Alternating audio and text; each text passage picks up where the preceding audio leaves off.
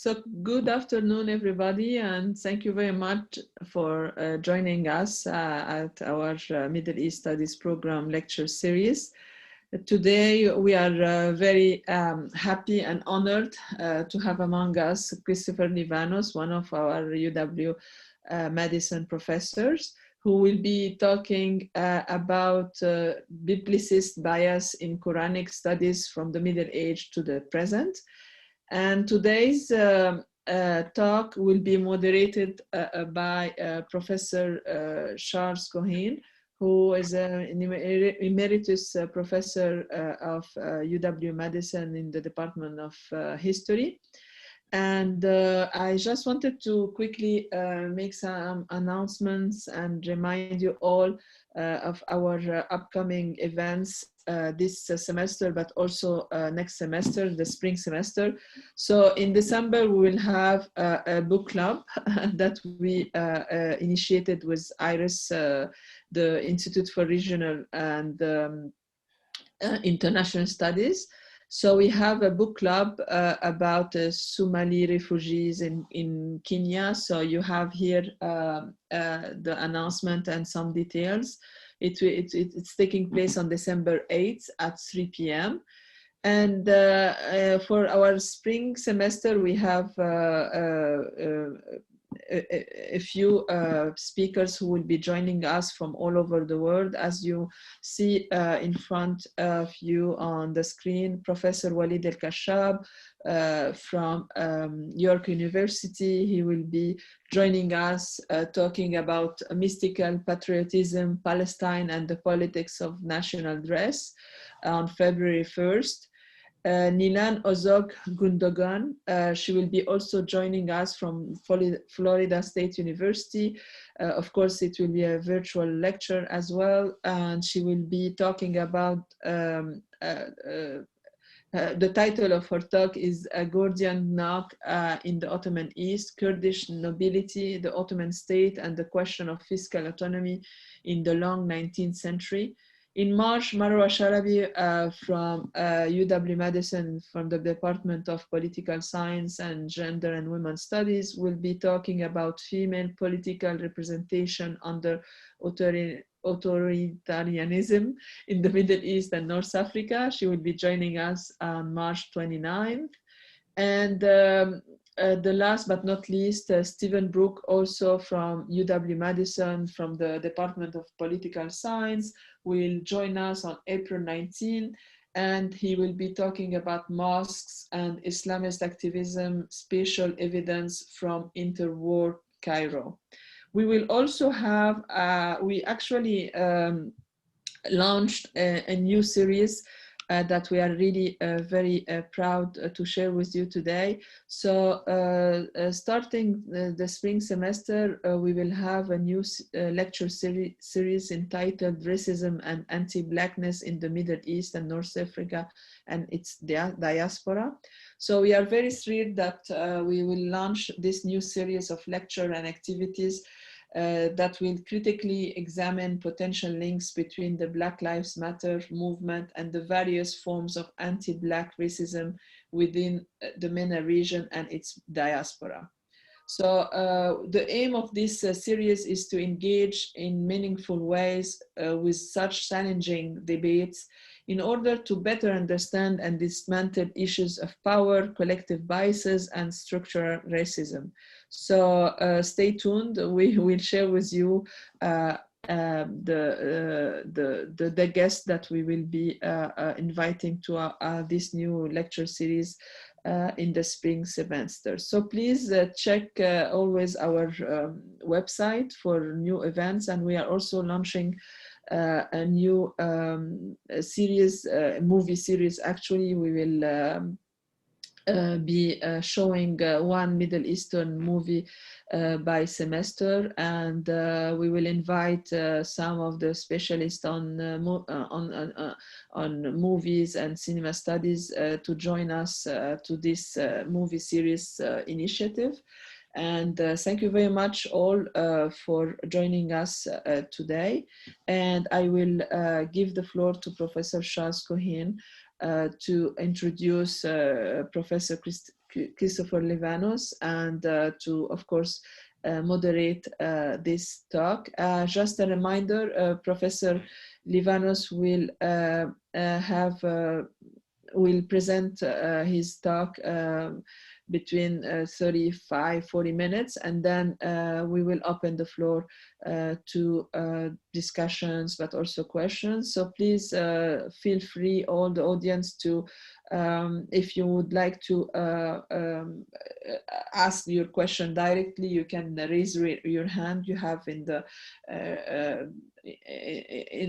below in the screen, you have this feature, and so you can raise your hand and you can ask directly your questions. Otherwise, you can also type your question in the chat box, and we will make sure that Professor Livanos gets the question. So thank you all for attending our last lecture in the semester, and hope to see you in the near future. Thank you. Thank you, Naveen. Christopher Livanos is professor of comparative literature at UW-Madison. He joined the faculty in 2001 after taking his master's and PhD at Harvard. And in passing, I should note that he commands the knowledge of more languages than I have fingers. As an Americanist, I'm very impressed by that. His published work has been anchored in Byzantine and medieval Italian literature, but as we'll see, he's presented on a wide range of topics that mark him as truly a scholar of comparative literature. So, for instance, he has researched Soviet poetry and the Greek left, space and time and Scottish Gaelic science fiction, and one of particular note to me, Gondar's debt to Byzantium. In a very different vein, he's been deeply involved in yoga, both practically and academically. He is a yoga instructor in Madison and also involved in making the tradition's cultural and philosophic background more accessible to both practitioners and the general public. He has embarked on a project, for instance, on the European reception of Patanjali's Yoga Sutras.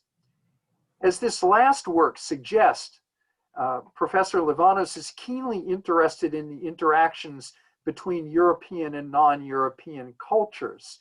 And that brings us to today's talk, which emerges from yet another area of his interest, Christian Europe's grappling with Islam. The topic certainly excites me as a student of the braided histories of Judaism, Christianity, and Islam, and suggests why Naveen asked me to moderate this particular talk.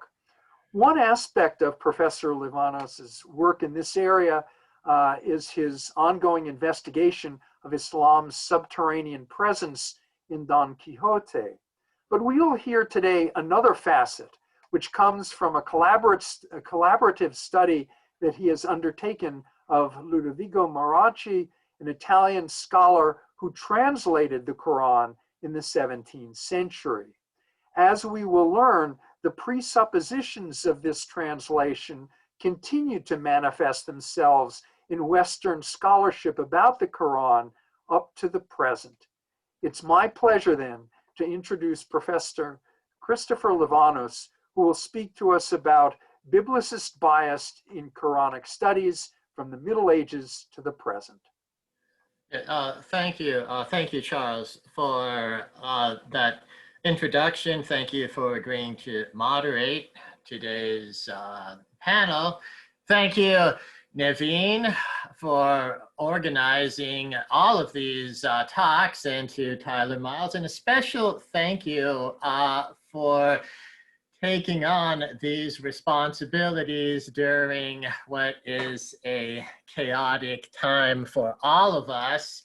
I would like to extend another word of thanks to the Bibliothèque Nationale de France for making Ludovico Marracci's Quran translation and commentary available in digital format.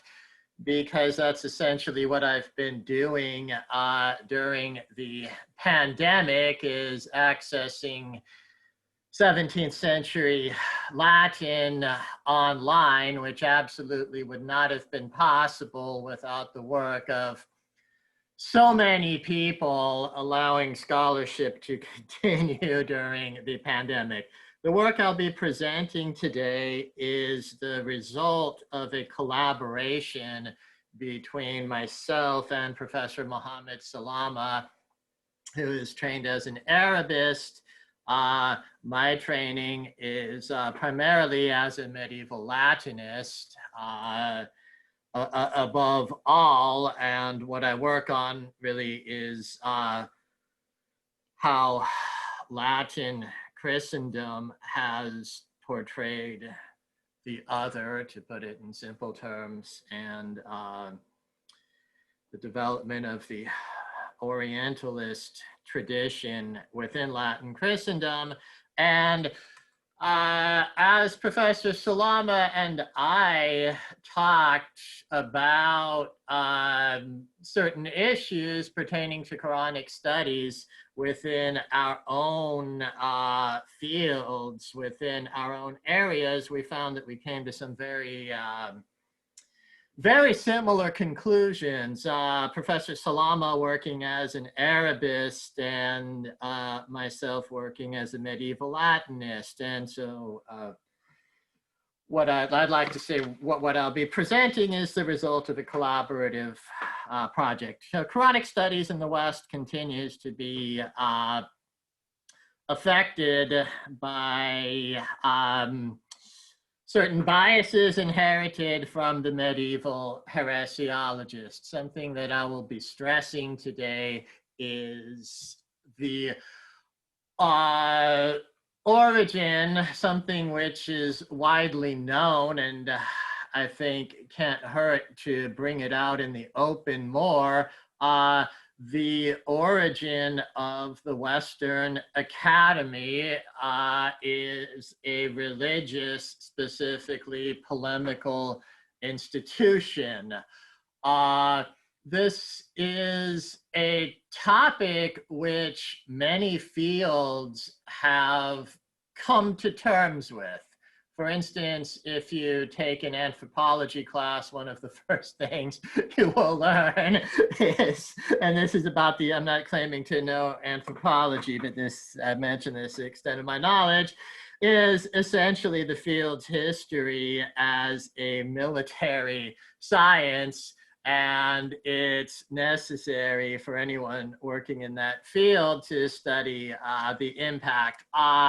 I think that Islamic studies, both for those of us who study it from the Western perspective and for those who concentrate more on the Islamic tradition itself, should recognize that, you know, our chairs, our traditions, in many cases, you know, were originally occupied for hundreds of years by scholars whose express purpose was polemical in nature. And unlike other disciplines, I really don't know that Quranic studies has had an adequate reckoning with that legacy, and that's something that I'll be talking about today. And it continues to color the reception of Islam and the reception of the Quran in the West and in Western scholarship by overemphasizing, I believe, a quest for a quest for biblical sources, which Professor Salama and I have argued simply don't exist. I will be discussing really four phases of Western Quranic reception. The first is Augustine of Hippo. And now, if you know your history at all, you'll be saying, well, what does Augustine of Hippo have to do with the Quran? He predates it by centuries. Well, that's exactly the problem. So with that in mind, I'll talk about my next stage in the reception, which I'll be looking at. And that is the first Latin scholars, who are essentially heresiologists, to engage directly with Islam. And this is where Augustine comes in, because they stated that Augustine was their model for engaging with all heresies. Where the problem, and I think that this can be traced in the history of Western engagement with Islam, really up until the present, is that the church fathers, Augustine and his contemporaries, were engaged with forms of Christianity that they deemed heretical, that all recognized the primacy of the Bible, and that has led ever since Peter the Venerable, Robert of Ketton, medieval commentators, translators, scholars, polemicists, who I'll be discussing, took Augustine as their model, and immediately then went about the task of looking for the Bible in the Quran. Where do they get the Bible wrong? And I think that until the Western Academy addresses that legacy, which I believe can be systematically shown, certain problems will continue to perpetuate themselves. So the tendency to compare the Bible to the Quran has remarkable merits and has occupied the minds of Muslims and Christians throughout significant periods in European history since the Middle Ages. Not only has this comparative tendency been instrumental in informing acts of translation of the Quran into European languages, since Robert of Ketton's translation of the Quran into Latin in 1143, but it has also reemerged on the contemporary scene of Quranic studies with extraordinary force.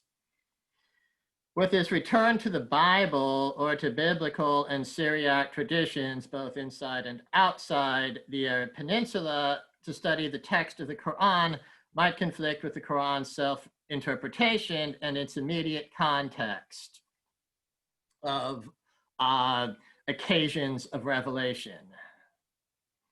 A closer look at Latin translations of the Quran, and in particular Ludovico Maracci's 1698 work, reveals that such early linguistic encounters with the Quran text in Europe may have set the tone for a long and protracted religious and political cycle of, well, what we'll call biblicism and neo-biblicism, which continues to assert itself in the field of Quranic studies, repeating the same themes and conclusions.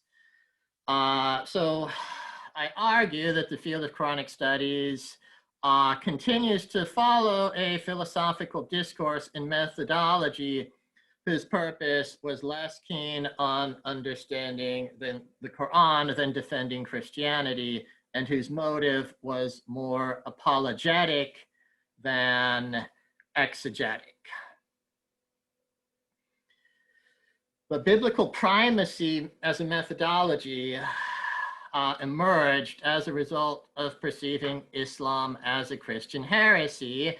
And I mean, what I'm saying now is not new, but I think that what's necessary to do is look at how the idea originated and look at how it really needs to be, I think, systematically addressed. So to look at some scholarship that's done and that I'm attempting to build on. For instance, Thomas E. Berman has observed that in the early modern period, a built-in deficiency in polemical literature, which I think is a very insightful turn of phrase, impeded a proper understanding of the Quran. But I argue that Quranic studies must go further and address lingering legacies of this built-in deficiency.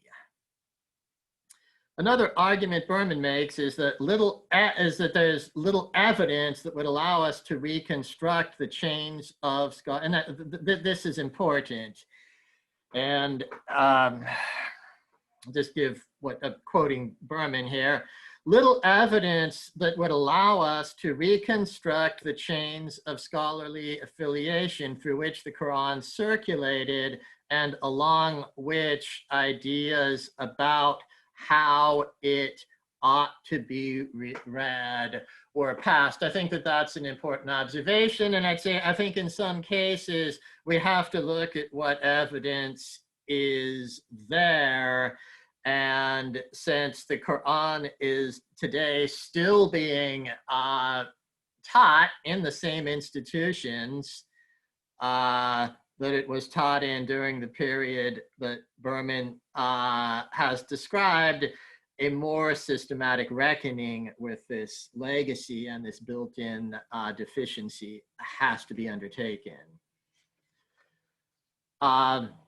Another point of view has been expressed by Pier Mattia Tomasino, who, with regard to, this is talking about one specific case of the Aqidah Tumar, but he stated, I'm less pessimistic than Thomas Berman. So to begin, I'll just give a dialogue between two scholars and then more about where I think we can head with this. We do have knowledge of readers, copyists, and even translators into vernacular languages of the Latin translation of the Aqidah.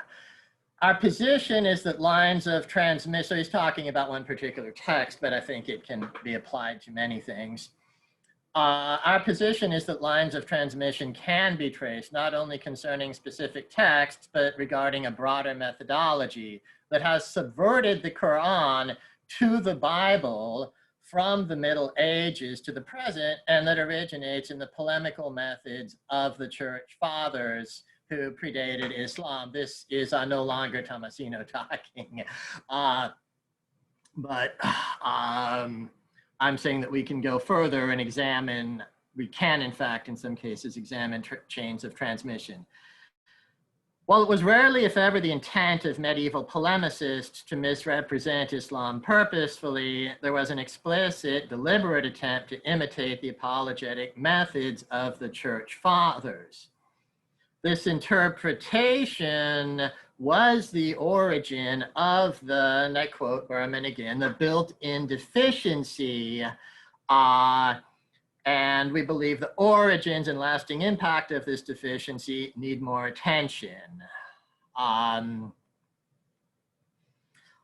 of the early modern Arabic scholars were anti-Islamic polemicists.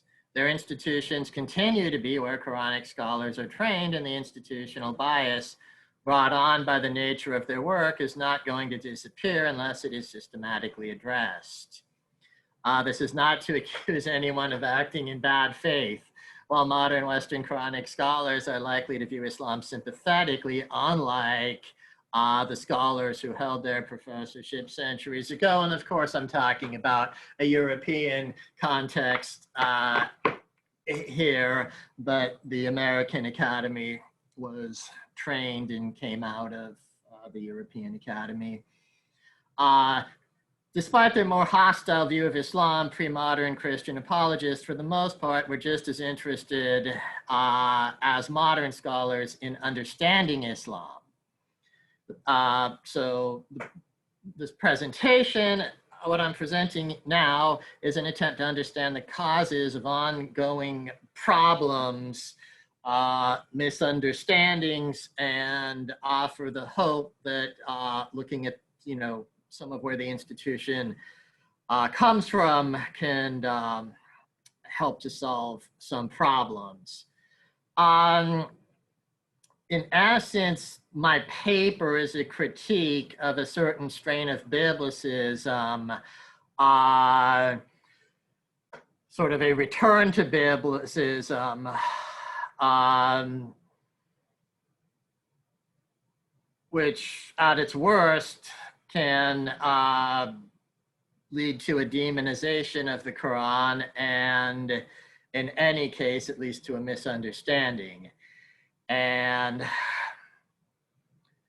to look more into institutional history, I believe that a close reading of Marachi's work will not just demonstrate the biases and tunnel vision of his approach in translating and commenting on the Quran, but it will show that the specter of Marachi still haunts us today. Despite its polemics, Marachi's commentary on the Quran accurately reflects the ideological underpinnings of post-Reformation Europe, publicly at war with Islam. The vexing question now is, if fervent biblicism was the episteme of anti-Islamic 17th century Europe, of what epistemic realities is this current return of reductionist biblicism indeed the image? In other words, through Marachi, a question is, how much has Quranic studies have advanced and how much is it regressing to old impractical polemics? The denigration of one text for the sake of the others. So the purpose is not to demonstrate, it is to demonstrate that many misconceptions which hinder a proper understanding of the Quran have their roots in medieval heresiology. And I would like now to textualize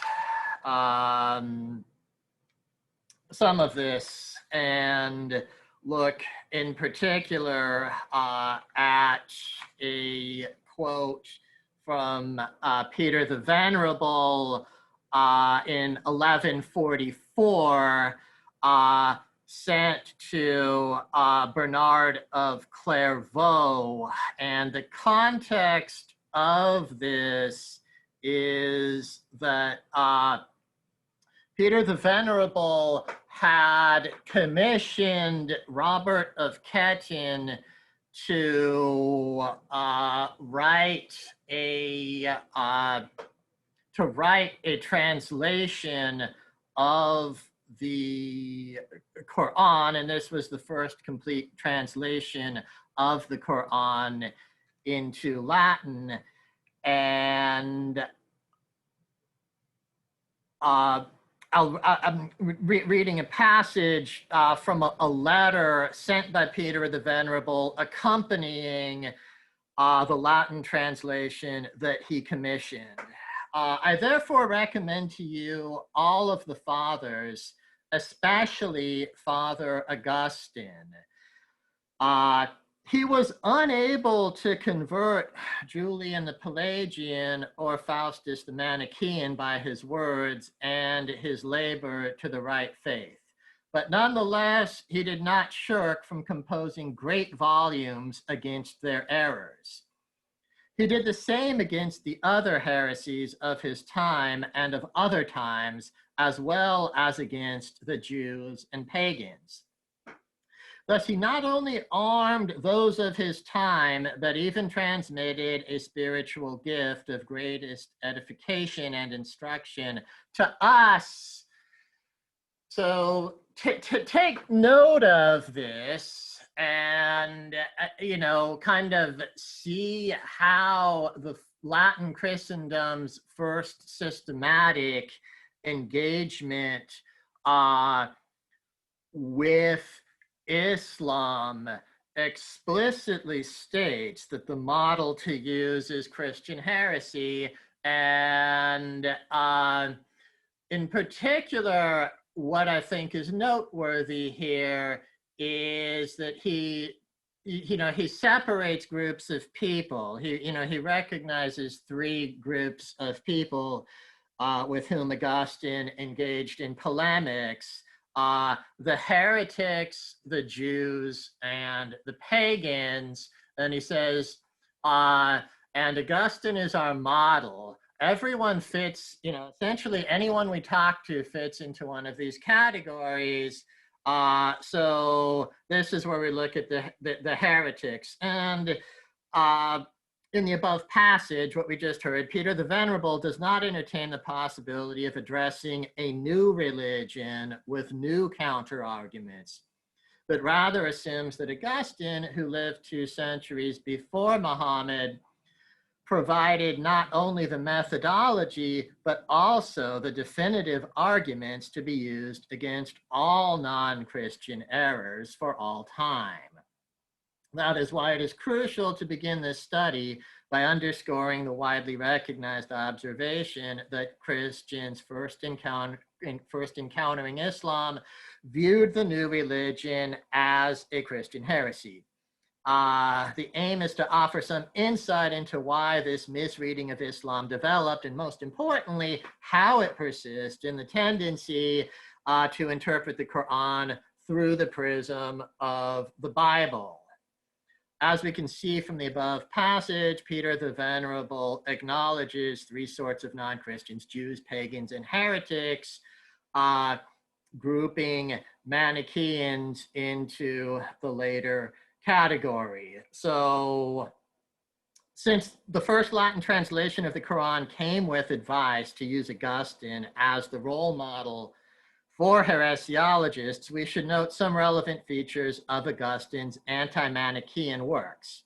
Manichaeism, a major rival to Catholic Christianity in Augustine's time, continued to be a major world religion well past the lifetime of Muhammad. By the 12th century, Manichaeism in the strict sense was practiced only in parts of Asia. I reference the 12th century because that's the time of the first Latin translation of the Quran, commissioned by Peter the Venerable, written mostly by Robert of Ketton. Manichaeism in the strict sense was practiced only in parts of Asia far removed from the homes of Peter the Venerable or Robert of Ketton, but the term Manichaean was nonetheless indiscriminately applied to the various dualistic heresies that flourished in Europe. So why, we might ask, why is Peter the Venerable even talking about Manichaeism when there isn't really a Manichae, probably a real live Manichae within 1,000 miles? Well, the answer is because dualistic heresies in Europe were kind of dismissed under the title of Manichaeism. A similar blurring of distinction between various categories of others likewise characterized the Western responses to Islam. Manichaeism, as a scripturally based religion teaching that the prophet Mani was the last in a succession of prophets, including Zarathustra and Jesus, figured prominently in the imagination of medieval Christians like Robert of Ketton and Peter the Venerable, who were thoroughly familiar with Augustine's anti-Manichaean polemics when they undertook what was in their time the most in-depth Western Christian engagement with Islam. To understand what we term the persistence of Biblicism, we must account for Biblicism's origins in a Catholic tradition that developed in opposition to Christian heretics who all accepted the authority of at least parts of Christian scripture. Augustine, Peter the Venerable's heresiologist par excellence, routinely engages his Manichaean opponents in debates over the canonicity of certain parts of the Bible. Do we accept the Old Testament? Do we accept the gospel? If so, what exactly does gospel mean? Debates on these topics between Augustine and his heretical opponents were well known to Christians in the High Middle Ages, who found in the Quranic statements that the Torah, that the Torah, the Psalms, and the Gospel are divine revelations. It is not our purpose in this essay to give an opinion on what the Quranic references to the Torah, Psalms, and Gospel mean, but we must acknowledge that the Quran does not engage with the Bible in the way that the competing sects of early Christianity did. To assume that it does is to misread the Quran. If we read the anti-heretical works of the Church Fathers, upon whom medieval Christian writers like Peter the Venerable modeled their anti-Islamic writing, we will find extensive citations of Christian scripture and debate over its meaning in the Catholic writers, as well as in what survives of their opponents' writings. Christian writers pounced upon the Quran as a compendium of prior heresies, but the Quran simply does not engage with the Bible in the way that the competing Christian sects did. The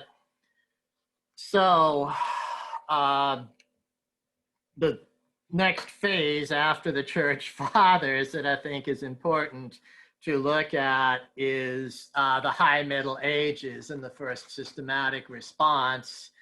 Then the next, Marachi, who did a philologically much more sound translation in 1698.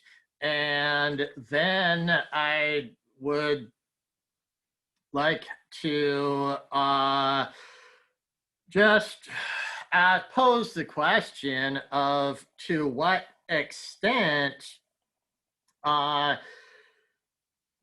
Syriac turn in Quranic studies and the search for biblical sources in the Quran is a continuation of an essentially misguided endeavor that results from the fact that the Western Academy was founded as a religious institution with polemical and apologetic intent, which is not a problem itself. We all got here from somewhere, but I think that a lot can be gained by looking at that and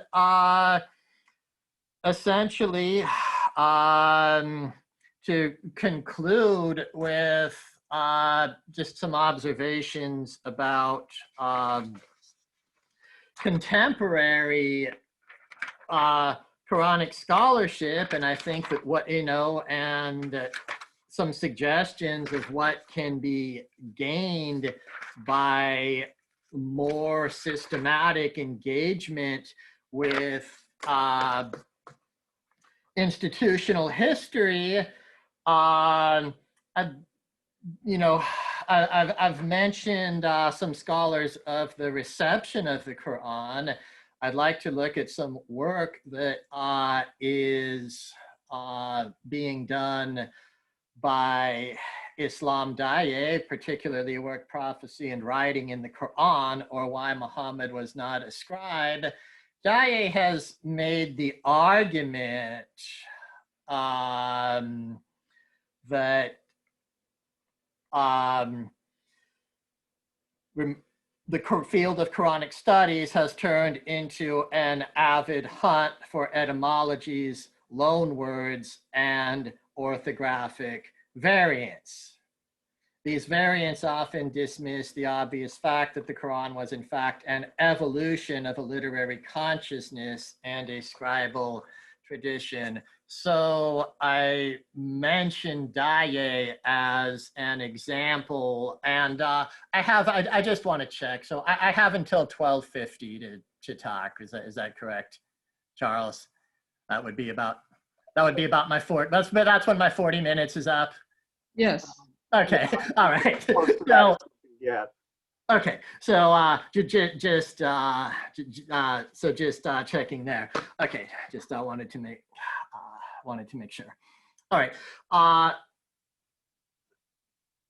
So we have, on the one hand, a certain polemical tradition saying, or contemporary polemical strain saying that the Quran is not being, not being looked at within its own organic context. And in response to that, I'd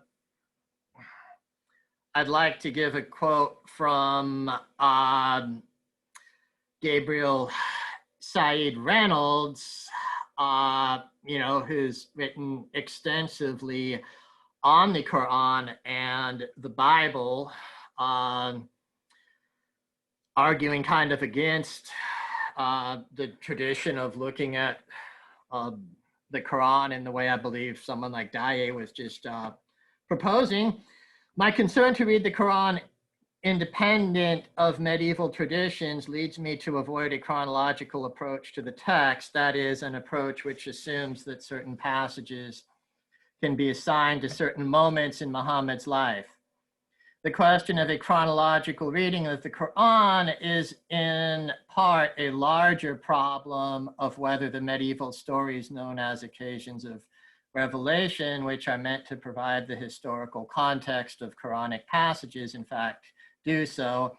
It is my conviction that they do not, that these traditions are later efforts to provide a narrative context for Quranic material. So, I mean, essentially, we have two approaches that are absolutely never going to see eye to eye. One arguing to look at evidence within the Arab tradition itself, another arguing that there's so little evidence within that tradition that it's necessary, essentially. And now I'm kind of offering a commentary. I don't mean to be putting words in anybody's mouth, but which essentially says, well, since there's so little evidence within the tradition, we need to look outside of it. And before concluding, what I'd like to say is there's not a single quote from the Bible anywhere in the Quran. We've studied works to, arguments to the contrary, and they're unconvincing. Therefore, what I think is more productive is to look at the evidence suggesting that search itself for the Bible and the Quran comes from certain inherited biases, and that there are other traditions. And I guess, to conclude and then, open up for discussion, I would like to say, some things that I have learned by kind of, agreeing to question some of my own biases, like, for instance, the famous passage in the Quran where Mary is called sister of Aaron. And I bring this up as an example of where I think looking for biblical antecedents doesn't really go anywhere. And I had for a long time been, pretty much convinced that this is just a blunder in the text of the Quran. And this is also where I feel that, since Latin and classical Arabic are both very difficult languages, and even if you know them both, it's difficult to really specialize in both with a degree of scholarly rigor. However, you know, my colleague, Professor Salama, was able, you know, as we studied people like Peter the Venerable and especially Marachi pouncing on this line and saying, well, this is just an example of where, you know, he hears a quote, a thing in the Bible and just gets it mixed up. There is, in fact, a passage in early Arabic poetry by Al-Farazdak using this exact construction, O sister of Najia bin Sama. So I think a sound interpretation would be like, what do you make of this sister of Aaron passage? Well, if the audience was used to the idea that Mary was a temple virgin, completely not looking into issues of whether there was such a thing as a temple virgin in first century Judaism, but rather looking at traditions that existed in 6th and 7th century Arabia, then this exact construction appears. And am I committing a biblicist error myself when I look there? And I would say no.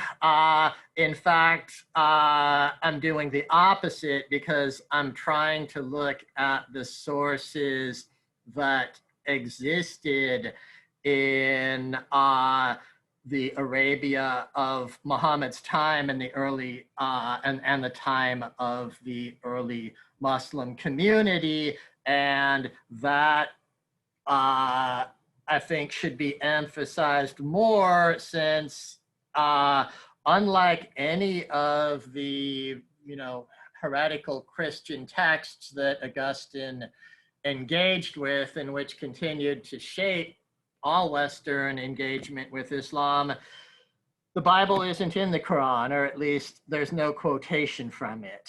And thank you again. Thank you everyone for agreeing to help organize this panel. And that's all for now. Thank you. Okay, thank you very much, Professor Livanos. We're willing to entertain questions, either put into the chat box or raise your hand. I see Louis Levitt has a question, so Louis, could you unmute? Go ahead. Hi, thank you for an interesting talk. In terms of translation, when Robert of Ketton translated the Quran, he used the word Deus for Allah. Yeah. Later translations do not do this. And I wonder if the later translations, which continue to this day, have not had the effect in the same way as heresiology of othering the well, I mean, to the heresiologists' credit, they wanted, they generally did want to understand the other. So, well, for instance, you mentioned Robert of Ketton, and another translation I've been working with more was the translation of Ludovico Marachi, who uses the word, who says Deus, He says Deus, and then a later English translation by George Sale, which is actually kind of more a translation of a translation, also uses Deus. And Marachi's sources were mostly Levantine Christian clerics who were native Arabic speakers. So they had to have told him, when we Arabic speaking Christians talk about God, you know, we say Allah, but I mean, you know, that the way I think that would have registered was, you know, the Christians, you know, Christian, Jewish, and Muslim Arab speakers use the same name for God. So using this off-putting, othering term, you know, despite how, you know, however polemical Marachi's intent was, it was also his intent to represent Islam correctly. And then what's intriguing to me, though, is, you know, honestly, you know, while the man's erudition and his command of Arabic were just astonishing, you know, how wrong he gets it, you know, and how eagerly he just, you know, jumps on, you know, the most superficial sign of a weakness in the Islamic text. And I mean, you know, I gave the example of the sister, you know, the sister of Aaron from the Quran, and I singled out that particular example because, to be honest, it's one that I'd never really been convinced of, you know, the Islamic apologetic responses before. And I also bring up that particular example because it's one where I think, you know, the place we can really learn what was going on is, you know, by listening to Arab philologists working not necessarily in Quranic studies, but in other studies of the Arabic from, you know, either pre-Islamic or, you know, the very early Islamic period. And I thought, wow, so this construct, you know, because I've always thought, yeah, you know, sister of the son of an ancestor isn't the same as saying sister of an ancestor, so I'm still not buying it. But, you know, when I saw the philological work going through and saying, wow, so this exact construction does appear, then I thought, well, that's convincing. And yeah, but I mean, to get that, I just bring up that one example. So yeah, to get to your point, I totally agree that the use of the word Allah, which even, you know, many very erudite Muslim translators of the Quran have used, I think, you know, reinforces the othering. And I mean, I agree. I don't know what to say about it, but yeah. And, you know, we're, you know, kind of worth it here, you know, Robert of Ketton, Marachi, you know, I think to their credit, at least, they were trying to understand Islam, you know, and they were, you know, they're saying, okay, so I mean, you know, these heretics, you know, really believe that they're worshiping the God of Abraham, Isaac, and Jacob, and they really believe that, you know, when they say that name, you know, that's who they're worshiping. So, you know, we have to recognize that, otherwise we're going to get it wrong. So yeah, thanks. I mean, it's a very good point. Yeah, and I tend to agree. It reinforces this type of othering. Thank you. Okay, do we have any other questions, comments? Then let me ask Chris briefly, if this view of the Quran comes out of a search for heretics, how much do you think that view might be operative in the academy today, or is it just entirely submerged or non-existent? How much does the academy search for heretics? Well, we have our own. You know, I hadn't really thought of it in that terms because, you know, my focus had been more, you know, had been kind of more philological, thinking, you know, how does this medieval search for heretics affect academia's understanding of the Quran? But you know, it's a good question, you know. Yeah, and you know, it's not just the Western Academy. I think it's, you know, every academy, certainly. I mean, you know, academia within the Islamic world also emerged as, you know, essentially a religious institution. So, you know, that's a fascinating question, Charles, and I have to admit, I'd never thought of it. But yeah, how much does the, you know, is the fact that the academy originated, you know, as a heresy hunting institution still affecting academia? Great question. Okay. Thank you. I think we've just about reached the end of our time. Naveen, was there anything that you wanted to add? Oh, sorry. No, thank you very much. I mean, thank you very much, Chris, for this very interesting talk. I'm sure that you might maybe receive some emails with questions afterwards. So thank you very much for being among us today. Thank you, Charles, for moderating.